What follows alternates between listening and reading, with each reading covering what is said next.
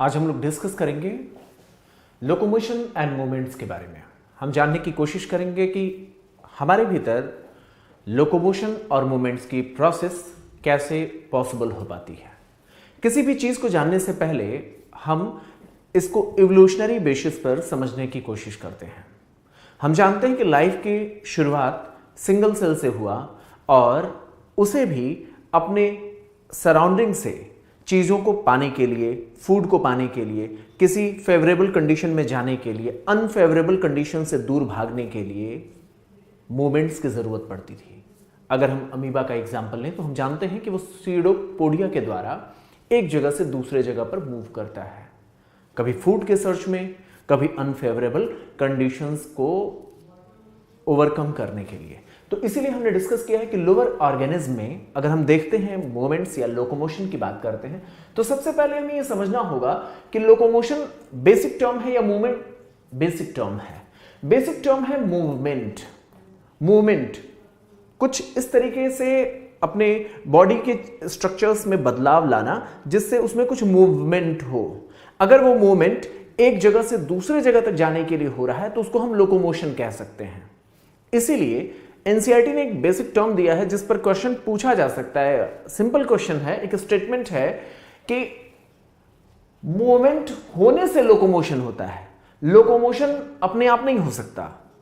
Locomotion तभी होगा जब मूवमेंट होगा। तो मूवमेंट होने पर ही लोकोमोशन होता है। इसलिए कहा जाता है कि all locomotions are movement but all movements are not locomotion. सभी मूवमेंट से लोकोमोशन हो यह जरूरी नहीं है।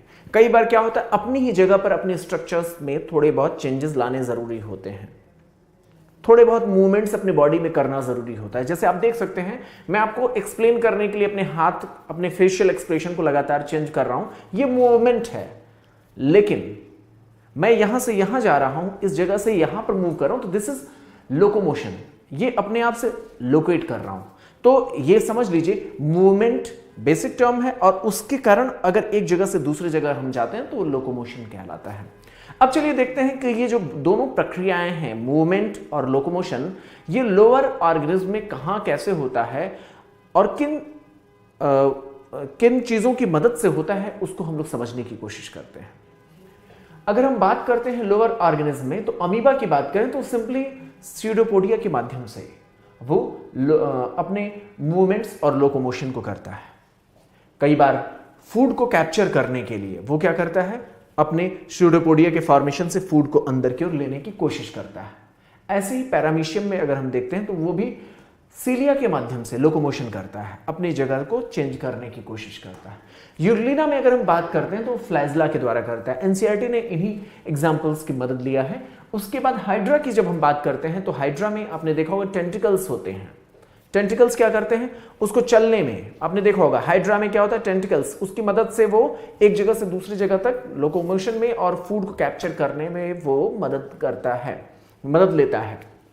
ऐसे ही जब हम बात करते हैं दूसरे लोअर ऑर्गेनिज्म की, तो वो आप एनिमल किंगडम में देख सकते हैं कि स्टारफिश अगर है तो वो कैसे करेगा। चूंकि एनसीईआरटी ने इतने एग्जांपल्स तो दिए, लेकिन बाकी दूसरे एनिमल्स में कैसे होगा उसको भी समझना जरूरी है। तो थोड़ा बहुत जितने रेफरेंस आइडियाज आपके पास आते हैं बाकी एनिमल्स के, उनको भी थोड़ा बहुत आप सोचते हुए चलेंगे। हालांकि इनके बारे में आपको अपने दिमाग में रखना है कि एनसीईआरटी ने इतने का जिक्र किया तो इस पर सवाल बना सकता है, थोड़ा एक्सटेंड भी कर सकते हैं क्योंकि वो एनिमल किंगडम से इसको लिंक कर सकते हैं। अब बात करते हैं ह्यूमन बींग्स की। हम लोगों के भीतर ह्यूमन बींग्स में क्या होता है, हमारे भीतर दो तरीके की चीजें होती हैं। मैंने आपको बताया था, एक तो यह है कि हम मूवमेंट करते हैं, जैसे हम लिम्ब को मूव कर रहे हैं। हम आपको अपनी बात समझाने के लिए अपने लिम्ब्स के मूवमेंट्स का मदद ले रहे हैं। जॉ को मूव कर रहा हूं ताकि मैं बोल सकूं और मैं आपको अपनी बातें समझा सकूं। अपनी आईलिड्स की मदद से आप देखते होंगे मेरे आईलिड्स या आपके आईलिड्स लगातार अपने मूवमेंट से देखने की प्रक्रिया में मदद करते हैं। तो ये चीजें होती हैं हमारी बॉडी में, मूवमेंट्स। और हम इसी के साथ साथ इसी मूवमेंट को जब हम एक जगह से दूसरी जगह तक ट्रांसलोकेट करने के लिए करते हैं तो वो लोकोमोशन कहलाता है। जैसे हम वॉक करते हैं, रन करते हैं, क्लाइंबिंग करते हैं, किसी जगह पे चढ़ते हैं, तो ये भी एक प्रोसेस होती है। तो इसको हमें समझना जरूरी है। अब मैंने आपको बताया था कि लोकोमोशन मूवमेंट्स के कारण होता है। तो इसीलिए एक टर्म एनसीईआरटी का है जिसको याद करना जरूरी है। मेरा रिक्वेस्ट है कि आप हर एक टर्म्स को अच्छी तरीके से साथ ही साथ लिखते हुए चलिए, ताकि आपका एक छोटा सा नोट्स तैयार हो जाए और उसकी मदद से आप एनसीईआरटी के पॉइंट्स को हाईलाइट कर लीजिए। और विश्वास रखिए, आपके जो क्वेश्चन पूछे जाएंगे 90% से अबव यही गुंजाइश होगी, यही चांसेस होंगे कि जो एनसीईआरटी ने जिस सीक्वेंस में दिया है उसी सीक्वेंस में आपसे क्वेश्चन पूछे जाएं। तो इसलिए आप ज्यादा से ज्यादा एनसीईआरटी पर ही फोकस रहने की कोशिश करिएगा। तो एनसीईआरटी का स्टेटमेंट है, all locomotions are moments but all moments are not locomotion. आपको इस बारे में मैंने पहले डिस्कस कर लिया था कि सभी लोकोमोशंस मोमेंट्स हैं, लेकिन सभी मोमेंट्स लोकोमोशन में नहीं बदल पाते, सभी मोमेंट्स लोकोमोशन नहीं होते। तो इतनी चीजें आपको समझ में आ गई होगी, क्या होता है हमारे भीतर मोमेंट और क्या होता है हमारे भीतर लोकोमोशन। चलिए देखते हैं, मोमेंट्स के बारे में बात करते हैं कि हमारी बॉडी में कहां कहां मूवमेंट्स होता है, कैसे मूवमेंट्स होता है। तो हमारी बॉडी में आप जानते हैं कि हमारा जो शरीर है, अब बात समझिए, हमारा जो शरीर है वो पूरी तरीके से अगर हम उसको ऑर्गेनाइज्ड वे पर अगर हम सोचें तो एक सेल से टिश्यूज बने, टिश्यू ने टिश्यू सिस्टम बनाया, टिश्यू सिस्टम ने ऑर्गन बनाया, ऑर्गन से ऑर्गन सिस्टम बना और ऑर्गन सिस्टम से हम बन गए, हम और आप बन गए, मैं और आप बन गए। तो इसलिए इस चीज को आप समझिए कि हमारा जो शरीर है वो किससे बना है, छोटे छोटे सेल से बना है। अगर मैं आपसे बात करता हूं, मसल्स की बात करते तो एक सेल होती हैं, फिर वो क्या बनाती हैं, टिश्यूज बना लेती हैं, टिश्यू से फिर टिश्यू सिस्टम बनता है, टिश्यू सिस्टम से ऑर्गन बनता है, ऑर्गन से ऑर्गन सिस्टम से हमारी बॉडी बनती है। तो वैसे ही अगर हम बात करें ब्लड वैस्कुलर सिस्टम की, अगर हम बात करें तो हम वहां पर कई अलग अलग चीजें देखने को पाते हैं। वहां पर हम देखते हैं कि कुछ स्पेशलाइज्ड सेल्स हैं जैसे मैक्रोफेजेस और ल्यूकोसाइट्स। हमारे ब्लड वैस्कुलर सिस्टम में हम क्या देखते हैं, मैक्रोफेजेस और ल्यूकोसाइट्स। ये ऐसी सेल्स हैं, नॉर्मली हमारी जो सेल्स होती एक जगह पर स्थिर रहती हैं, लेकिन ये ऐसी सेल्स हैं जो अपनी जगह से मूव करती रहती हैं। क्यों? क्योंकि हमारी बॉडी में जो कोई भी बैक्टीरिया आ जाती हैं तो उनको किल करने के लिए इनको मूव करना जरूरी होता है। तो ये अमीबॉइड मूवमेंट्स के द्वारा मूव करती हैं और ये सेल्स कुछ उसी तरीके से मूव करती हैं जैसे अमीबा मूव करता है। इसी तरीके से हम अपनी बॉडी में सिलियरी मूवमेंट्स देखते हैं ट्रैकिया के भीतर। हम देखते हैं कि अगर ट्रैकिया हमारे रेस्पिरेटरी ट्रैक के भीतर किसी बाहर से आए हुए सब्सटेंस को बाहर निकालने के लिए फ्रेश एयर सिर्फ हमारे बॉडी के भीतर जाए, डस्ट पार्टिकल और बाकी जितने भी हार्मफुल सब्सटेंसेस अगर हमारे ट्रैकिया में आते हैं तो ट्रैकिया की जो सिलिएटेड एपिथेलियम होती है उसके सिलियरी मूवमेंट से आप समझ सकते हैं कि वो बाहर कर दिए जाते हैं। तो हमारे ट्रैकिया की जो सिलिएटेड एपिथेलियम है वो हमें मदद करती है बाहर से आने वाले डस्ट पार्टिकल और उससे बचाती है इसी सिलियरी मूवमेंट्स की मदद से। सिलियरी मूवमेंट्स आप फैलोपियन ट्यूब के भीतर भी देखते हैं। फीमेल रिप्रोडक्टिव ट्रैक में फैलोपियन ट्यूब, आप फीमेल रिप्रोडक्टिव ट्रैक में देखेंगे एक ट्यूब लाइक स्ट्रक्चर होती है। स्पर्म को ऊपर ले जाने के लिए, ओवा को मूव करने के लिए, फर्टिलाइज्ड एग को मूव कराने के लिए फैलोपियन ट्यूब में एक सिलिएटेड एपिथेलियम की वॉल्स होती हैं। आप बात समझ लीजिए, फीमेल के अगर हम जेनिटल ट्रैक को अगर हम बनाने की कोशिश करें तो हम यहां से हम देखेंगे कि ये कुछ इस तरीके से होता है। आप देख सकते हैं कि यहां से अगर ओवरी से अगर एग्स निकले हैं तो उसको आगे मूव कराने के लिए भी यहां पर इसी सिलिएटेड एपिथेलियम की मदद ली जाती है। सिलिएटेड एपिथेलियम्स यहां पर क्या करते हैं, इसको मूव करने में मदद करते हैं, आगे ले जाने में मदद करते हैं। ऐसे ही ह्यूमन स्पर्म, जब हमारा मेल का जब स्पर्म ऊपर की ओर चढ़ता है तो इसको ले जाने के लिए यहां की सिलिएटेड एपिथेलियम ही मदद करती हैं। जब यहां एक बार फर्टिलाइज हो जाता है, जब ये स्पर्म इस ओवम के साथ फर्टिलाइज कर लेता है तो उसको नीचे ले जाने के लिए भी सिलिएटेड एपिथेलियम ही मदद करती है। तो इस तरीके से हम सिलियरी मूवमेंट्स कहां देखते हैं, एक तो ट्रैकिया में देखते हैं, दूसरा हम fallopian tube of female reproductive tract में देखते हैं। ऐसे फ्लैजिला के द्वारा मूवमेंट्स हम ह्यूमन स्पर्म में देखते हैं। आप जानते हैं ह्यूमन स्पर्म का स्ट्रक्चर आपको पता होगा, उसमें फ्लैजिला होती है जिसमें फ्लैजिला की वजह से स्पर्म बहुत हाई एनर्जी के साथ, यहाँ पर माइटोकॉन्ड्रिया भी इसमें होते हैं जो हाई एनर्जी प्रोवाइड करते हैं, जिसके कारण स्पर्म बहुत तेजी से ऊपर की ओर चढ़ पाता है। तो ह्यूमन स्पर्म में भी फ्लैजेला का योगदान होता है, कंट्रीब्यूशन होता है, जिसके कारण ह्यूमन स्पर्म मूव कर पाता है। अब हम बात करें अपने बॉडी के मस्कुलर स्ट्रक्चर की, तो हमारे बॉडी में 3 टाइप्स के मसल्स होती हैं। एक स्केलेटल मसल्स होती हैं, दूसरी विसरल मसल होती हैं और तीसरी कार्डियक मसल्स होती हैं। अब हम कहां पर आ गए? हमने अभी तक सेलुलर लेवल पर हमने मूवमेंट्स को देखने की कोशिश किया था। अब हम ऑर्गन लेवल पर हम देखने की कोशिश कर रहे हैं, मस्कुलर ऑर्गन्स की बात कर रहे हैं। तो हम देख रहे हैं कि हमारे बॉडी में स्केलेटल मसल्स होती हैं। ऐसे ही अगर हम बात करें तो हमारे बॉडी में कुछ विसरल मसल्स होती हैं, हमारे बॉडी में कार्डियक मसल्स होती हैं। ये यहां पर विसरल मसल्स को आप कहां पर देखते हैं? विसरल ऑर्गन्स में देखते हैं। विसरल मसल्स को आप कहां देखते हैं? विसरल ऑर्गन्स में देखते हैं। स्केलेटल मसल्स को कहां देखते हैं? उन मसल्स के बारे में आप बात करते हैं जो बोन्स से जुड़ी हुई होती हैं, इसलिए इसका नाम हम स्केलेटल मसल्स रखते हैं, क्योंकि ये बोन्स के साथ जुड़ी हुई होती हैं। विसरल मसल्स जो होती हैं ये हमारे हॉलो बॉडी ऑर्गन्स, मींस जो हमारे इंटरनल बॉडी ऑर्गन, जैसे डाइजेस्टिव ट्रैक हो गया, हमारा रिस्पिरेटरी ट्रैक हो गया, जो हमारे कंट्रोल में नहीं है, या फिर हमारा जेनिटल ट्रैक हो गया, वहां की मसल्स में वहां पर विसरल मसल्स पाई जाती हैं। हमारे हार्ट में कार्डियक मसल्स पाई जाती हैं। ये डिवीजन किस आधार पे किया गया? हमारे बॉडी का जो मस्कुलर जो डिवीजन है वो किस आधार पे किया गया, इसको समझना जरूरी है। ये एक्चुअली इसकी स्ट्रक्चर पर बेस्ड है और इसकी एक्टिविटी कैसे कंट्रोल्ड होती है उस पर ये बेस्ड है। अगर हम बात करते हैं स्केलेटल मसल्स की, तो यहां पर आप देखेंगे इसमें parallel bundles, muscle fibres. Muscle fibre का मतलब क्या? मस्कुलर जो सेल्स होती हैं उनके जो मसल के जो सेल्स होते हैं उनको मसल फाइबर कहते हैं। तो वो जो मसल फाइबर हैं वो पैरेलल पाए जाते हैं और ये एक बंडल के रूप में होते हैं। ये ट्यूब्यूल के शेप के इनके सेल्स होती हैं। मसल फाइबर्स इसमें ट्यूब्यूल शेप के होते हैं। ये मल्टी न्यूक्लिएटेड होते हैं। ये क्या होते हैं? मल्टी न्यूक्लिएटेड होते हैं। एक से ज्यादा न्यूक्लियस इसमें पाई जाती हैं। इनके बीच की गैप कोई बाउंड्री नहीं होती है।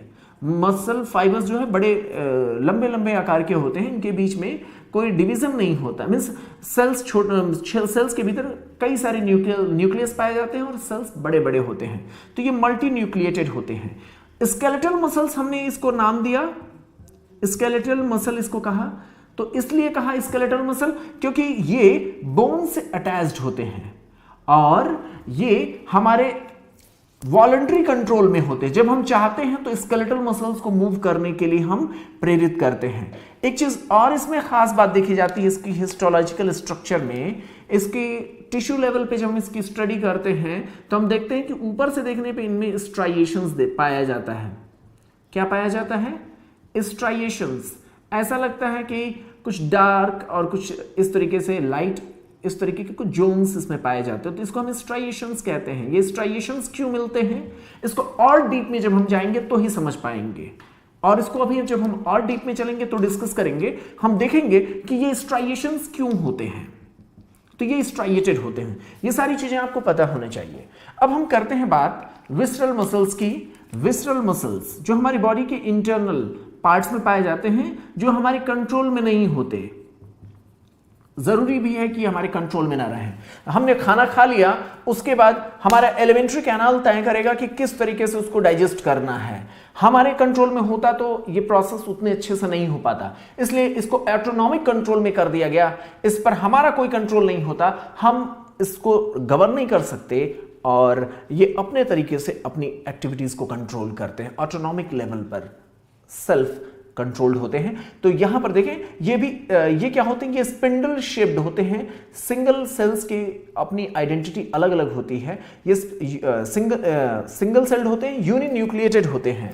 ये भी एक खास बात होती है इनमें, ये यूनिन्यूक्लिएटेड होते हैं और इनमें इसके जैसा स्ट्राइएशन नहीं पाया जाता, तो इसलिए ये सिंपल दिखते हैं, स्पिंडल शेप के होते हैं, तो इसलिए इनको स्मूथ मसल कहते हैं। स्मूथ मसल हम इससे कहते हैं। ये हमारे बॉडी के इंटरनल ऑर्गन्स में पाए जाते हैं। ये हमारे कंट्रोल में नहीं होते, ये इनवॉलंटरी होते हैं, ये नॉन स्ट्राइएटेड होते हैं, जिसकी वजह से हम इसे स्मूथ मसल कहते हैं। Smooth muscle. अब तीसरी कैटेगरी हमारी कार्डियक मसल्स की है। Cardiac muscles, cardiac muscles. तो कार्डियक मसल्स को अगर आप देखें यहाँ पर स्ट्रक्चर से आप देख सकते हैं कि जब आप इसको इसके हिस्टोलॉजिकल स्ट्रक्चर को जब आप देखते हैं तो इसमें ब्रांचेस पाई जाती है। देखिए यहाँ ब्रांचेस हैं, ये ब्रांचेस इसमें पाई जाती हैं और इसमें खास बात ये है कि ये भी यूनिन्यूक्लिएटेड ही होते हैं। तो ये चीज़ पूछी जा सकती है, हिस्टोलॉजिकली देखने से ये उतना क्लियर नहीं हो पाता, लेकिन ये भी यूनिन्यूक्लिएटेड ही होते हैं। और ये चूंकि कार्डियक कह दिया, कार्डियक से ही आप समझ लें कि ये हमारे हार्ट की मसल्स हैं, हार्ट के वॉल की मसल हैं। तो ये मसल्स कहाँ पाई जाती हैं? हमारे हार्ट के वॉल्स में पाई जाती हैं। ये भी इनवॉलंटरी होती हैं, काफ़ी स्ट्रॉन्ग मसल्स होती हैं, लगातार काम करती हैं, बिना थके काम करती हैं। क्यों बिना थके काम करती हैं? ये इनवॉलंटरी होती, कभी थकती नहीं। क्यों नहीं थक जाती हैं, क्यों नहीं ये टायर्ड होती हैं? तो इसको आप पढ़ेंगे एमबीबीएस के फर्स्ट ईयर की क्लासेस में आप पढ़ेंगे। आप जब एमबीबीएस फर्स्ट ईयर में फिजियोलॉजी में इसको पढ़ेंगे कि ये कभी थकती नहीं है, क्यों नहीं थकती हैं, इसके बारे में हम जब आप मेडिकल स्टूडेंट के रूप में जब आप स्टडी करेंगे तो आप पढ़ेंगे। ये भी इनवॉलंटरी होती हैं और इसमें भी स्ट्राइएशंस पाए जाते हैं, इसमें भी आप स्ट्राइएशंस देखने को पाएंगे। तो यहाँ पर हमने आपसे कहा कि था कि ये स्ट्राइएशंस होती हैं जो ऊपर से देखने को मिलती हैं। ये स्ट्राइएशंस क्यों होती हैं, इसको समझने के लिए हम इसको और करीब से देखेंगे और भीतर जाकर के देखने की कोशिश करेंगे। इसको, ये जो एक सेल है उसको और करीब से हम इसको फोकस करेंगे। जब हम यहाँ पर एक हिस्से को जब हम फोकस करेंगे और इसको बड़े लेवल पर और मैग्नीफाई करके देखेंगे, तब हम उसको समझ पाएंगे ये स्ट्राइएशंस क्यों होते हैं। तो इसको हम नेक्स्ट हम आगे इन्हीं सारी बातों को डिस्कस करेंगे। लेकिन उससे पहले जितनी भी बातें हमने डिस्कस किया है, चलिए उस पर कुछ क्वेश्चन सॉल्व कर लेते हैं, कुछ क्वेश्चंस हम बना लेते हैं। अगर मैं आपसे पूछूं कि हमारे अभी हमने अमीबॉइड मूवमेंट कहाँ कहाँ डिस्कस किया था, अमीबॉइड के मूवमेंट्स के एग्जाम्पल, तो अगर इस पर 4 ऑप्शंस दे दें तो आपको पता है कि ल्यूकोसाइट्स और मैक्रोफेजेस का एग्जाम्पल अमीबॉइड मूवमेंट के लिए दिया हुआ है। अगर वो बोले कि in the female genital tract the lining of fallopian tube is off, तो किसकी होती है? क्या फ्लैजेलेटेड एपिथेलियम की होती है, क्या सिंपल होती है, या फिर सिलिएटेड होती है? आपको एग्जांपल पता होना चाहिए कि फैलोपियन ट्यूब किसका एग्जांपल है। ट्रैकिया की वॉल्स के बारे में पूछे तो क्या वो सिलिएटेड है, क्या वो फ्लैजेलेटेड है, क्या वो सिंपल है, विदाउट नॉन सिलिएटेड है? तो इसका एग्जांपल आपको पता होना चाहिए। चलिए क्वेश्चन बनाने की कोशिश करते हैं। यहाँ पर एक एग्जाम्पल के साथ, यहां पर अगर हमारे एनसीईआरटी बेस्ड है तो यहां पर देखिए अमीबॉइड मूवमेंट हमारे बॉडी में कहां मिलेगा, सिलिएटेड मूवमेंट कहां हमने डिस्कस किया, फ्लैजेलेटेड मूवमेंट कहां हमने डिस्कस किया, मस्कुलर मूवमेंट हमने कहां डिस्कस किया। चलिए देखते हैं, पहले एग्जाम्पल देखते हैं। लिम्स, हमारे लिम्स के मूवमेंट कैसे होते हैं? मसल्स के द्वारा होते हैं, आप जानते हैं, तो मस्कुलर मूवमेंट होगा, है ना। हमारे ल्यूकोसाइट्स कैसे मूव करते हैं हमारे बॉडी के भीतर, हमारे ब्लड में पाए जाने वाले ल्यूकोसाइट्स कैसे मूव करते हैं? वो अमीबॉइड मूवमेंट करते हैं। हमारी ट्रैकिया में कैसे मूवमेंट होता है? सीलियरी मूवमेंट होता है, सीलिया के द्वारा मूवमेंट होता है। स्पर्मेटोजोआ, स्पर्म्स कैसे मूव करते हैं? फ्लैजिला के द्वारा मूव करते हैं। तो इन सारी चीजों को हमने डिस्कस कर लिया और हम इसे मैच करा सके क्योंकि हमने एक एक चीज डिस्कस कर लिया था। तो इसलिए जरूरी है कि आप इसका बेसिक कॉन्सेप्ट समझें। अब हम इसको, अभी तक हमने टिश्यू लेवल पर देखा, बड़े लेवल पे समझने की कोशिश किया। अब हम इसको सेलुलर लेवल पर देखने की कोशिश करेंगे कि आखिर कैसे मसल्स कॉन्ट्रैक्ट करती हैं। उन सारी चीजों को हम एक एक करके समझने की कोशिश करेंगे।